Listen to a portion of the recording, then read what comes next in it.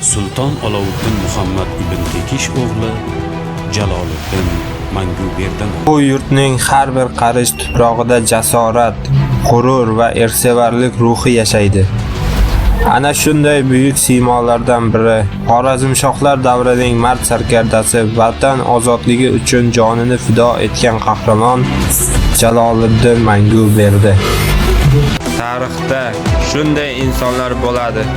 Ular mag'lub bo'lishadi, lekin taslim bo'lishmaydi. Jaloliddin Manguberdi ana shunday qahramon edi.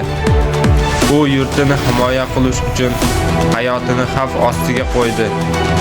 Bugun men sizga uning jasorati haqida gapirmoqchiman. Mo'g'ullar bosqini Xorazmni larzaga soldi. Ko'pchilik qochdi, taslim bo'ldi. Lekin Jaloliddin jang qildi. U daryodan ot minib o'tib, Chingizxon lashkariga qarshi turdi. Bu jasorat emasmi? Bu vatanga sadoqat. Jaloliddin Manguberdi bizga faqat tarix emas, ibrat hamdir. Bugun bizda qilich emas, bilim bor. Biz ham o'z hayotimizda mard bo'lishimiz kerak. Chunki vatan faqat jangda emas, har bir ezgu ishda himoya qilinadi.